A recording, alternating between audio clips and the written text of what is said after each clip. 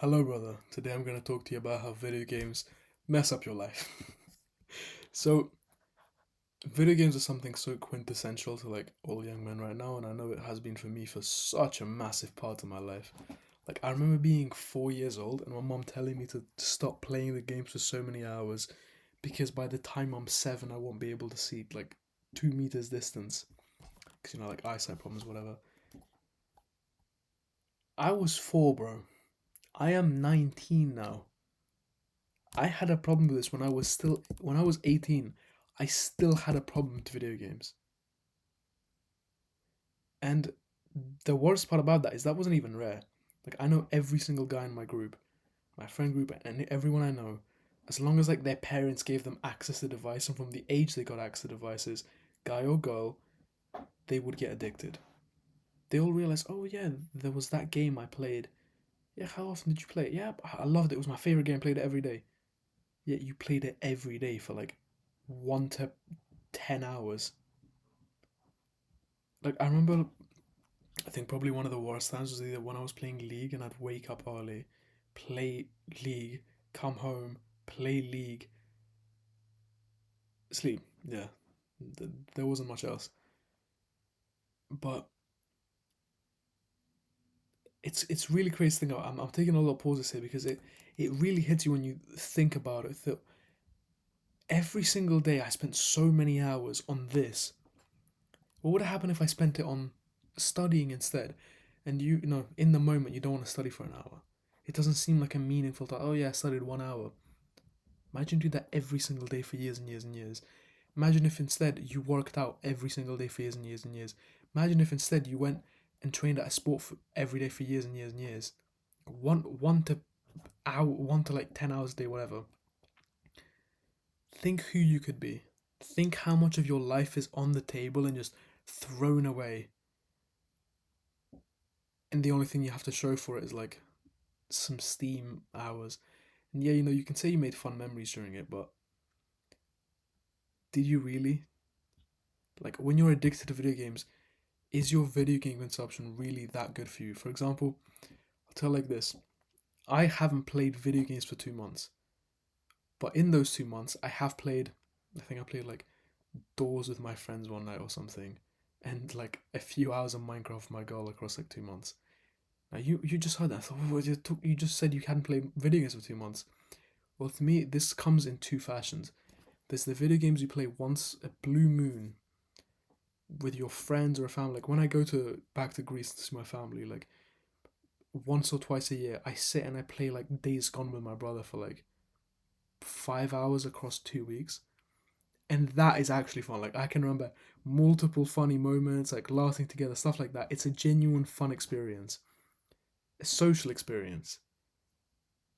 But even when I'd play video games socially, but it was in a grind mode where I just mindlessly play, it was always horrible. Even though I was playing with the same people that I said I played Roblox with, playing with the same guys, we played League for years and years together. We played for hours. I'm talking, there were days when I played 8 hours plus of just League. That wasn't fun. And sure, could I remember one or two funny moments across months? Oh yeah, this thing that happened in game. Sure. Is that a good return on investment, bro? The one or two memories, you probably have, a few memories. Oh yeah, that was a funny moment. Think how much you played. This, what I want you to really think about is that you don't necessarily need to cut out video games out of your life, clean slate forever, permanently, and you're not gonna play a game that your little brother wants you to play on his phone for 10 minutes with him. Talking, you need to get yourself out of the ability out. You need to remove the choice from your life that video games are a time spend. Oh, I have 1 hour at the end of a hard day. I'm gonna play video games. Oh yeah, I'm kind of bored. I'm feeling ill today. Yeah, I'm feeling ill today. Yeah, I'm just gonna sit down and play video games all day. That's destructive. That's, to me, I genuinely feel such a big difference in video games because I like the types of video games. Because I can tell you when there's times when I don't play at all, my own grind away video games when it's a choice in my life, and the times when I play it like truly socially, like once in a blue moon, the once in a blue moon times never make me want to play again. Like after that night or whatever, after the 1 or 2 hours, I don't wake up the next day wanting to play a game. But if I allow myself, oh yeah, I've got half an hour, I play some League. Then for the next week, I'll play that. Like I had once before this, I had a 1 month period where I didn't play a minute of video games, and then I allowed myself to play half an hour of Days Gone by myself. Every single day in that following month, I played video games. As soon as you allow yourself to just play, it's like doom scrolling or like watching content. Sure, you can watch a film with your family once in a while, but sitting in your room and just watching a Netflix series indefinitely is like, that's destructive. I hope this is what I'm trying to get across to you. There's differences in playing video games.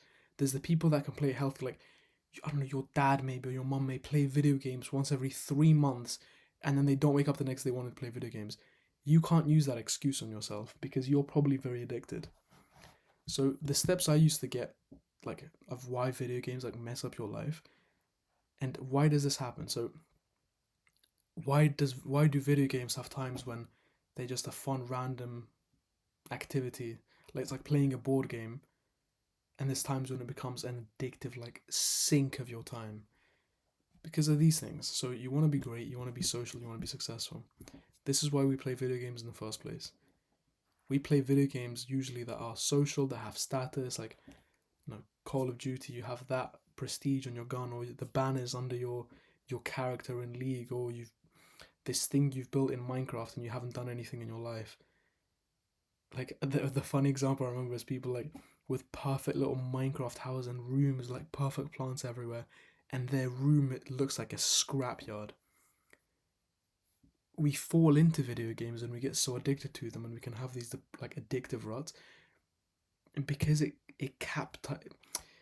capitalizes on our need for these things. You play a team-based video game because you want to be social. You play a game that's like a war game because you want to be great, you want to be successful, you want to be courageous. And sure, it's not like a one-for-one return. Like going to war and playing a video game is not going to give you the same level of mental reward and satisfaction.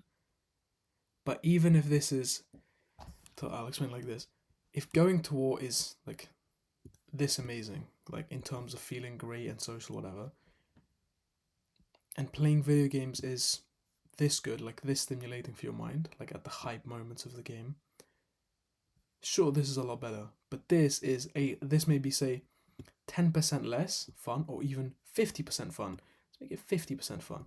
50% less fun than the war. But this is 500 times easier than the real thing. Same with going to the gym. You want to be great. You want to be really muscular. You want to be attractive.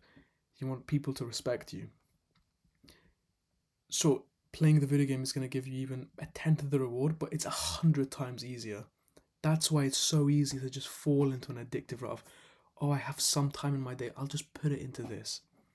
And as soon as you allow this thing that just sinks more and more of your time like a black hole, it's just going to draw you further and further in, because it's hard to pick up litter in the morning if you wake up in silk sheets. This is like a random internet quote of like why fighters like fall off after they become wealthy.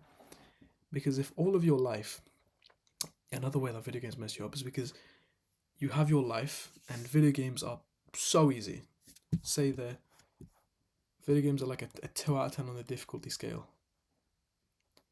Well, then doing anything else, just like your baseline now is like, so you go to school, it's like here, you clean your house, it's like there. But overall, like your day sort of looks like this. If we plotted an average, it would look basically like that. Well, then you want to get into self improvement. You want to start working out. You want to start meditating. You want to build a business. You want to get better grades. Do you see the disparity here of your average day and what you want to get to? This is why you can be so inconsistent, because sure, you can pull it off one day where you motivate yourself and you go work out, but your baseline is here. You're not going to be able to consistently reach these more difficult tasks. It's just not going to work. So how do we solve this?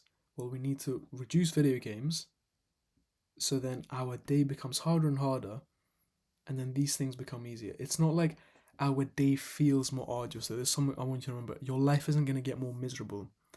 Your perception of life is still the same. It's like if you just play 10 hours of video games, you have the guilt of you feel really bad. If you've just done 10 hours of work, sure you feel tired, but you have the beautiful feeling of feeling like proud of yourself. No matter what we do, we're going to suffer and be happy in one way. The fun can either be, the video game simulation or feeling proud of yourself. The difficult part can either be the feeling of regret or the feeling of being tired. You choose whichever one you want, man. That's all I'm going to say is the fact that I know so many other habits that I wanted to get into became so much more difficult when video games were just an action I could do in my normal day to day, because it prevents everything else from seeming manageable.